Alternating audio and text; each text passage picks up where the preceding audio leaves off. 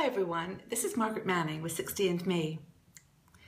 I was looking at my high school yearbook a few days ago and I saw some of the comments and it was just so funny to read them.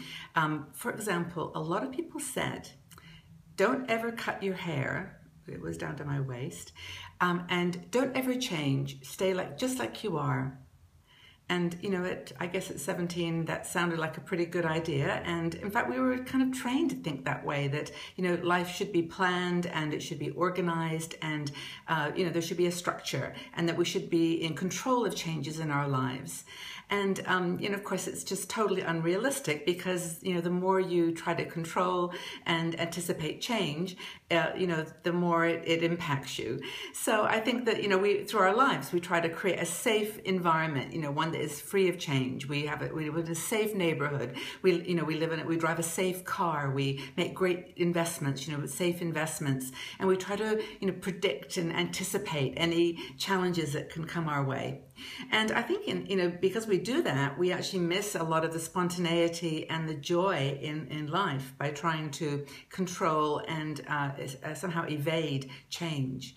And, you know, I think we will probably agree by now in our 60s that change is really the only constant in our lives. It really is. Our lives may have not turned out at all like we thought they would, and that every year, every day, perhaps there's been something we didn't expect. So change, you know, we should be comfortable with it now. But really, when I talk to women in the community, in the 60andMe community, I find that a majority of women still are afraid to change. They're afraid of change and they want to create an environment in their lives that is constant, predictable, and safe. And there's a minority of women who see change as a big opportunity, that every time something opens up, it's a doorway into something fun and exciting and an opportunity to explore passions and interests and to, you know, to just embrace the new thing that's come into their life. And this can involve risk, of course. You know, there's risk in meeting new people and being afraid that you might be hurt again, or that you move to a place where it just may not work out, or to a job that turns out not to be what you expected. Change has that element of risk, but it also has that element of just growth and potential and joy. So there's a great quote by Lao Tzu, who's a Chinese philosopher, and I'm going to read it so that we can just remind ourselves of his message, because I think it's very cool. He says, life is a series of natural and spontaneous change. Don't resist it. That only creates sorrow. Let reality be reality. Let things flow naturally forward in whichever way they want.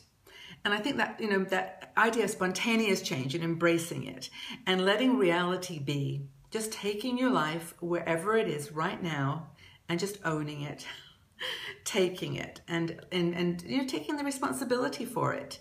Whatever you've done, you know, in your life to create the current situation, you know, embrace those changes and those choices and just, you know, accept where you are and move forward from there. And I think that Lao Tzu had a very wise perspective on it.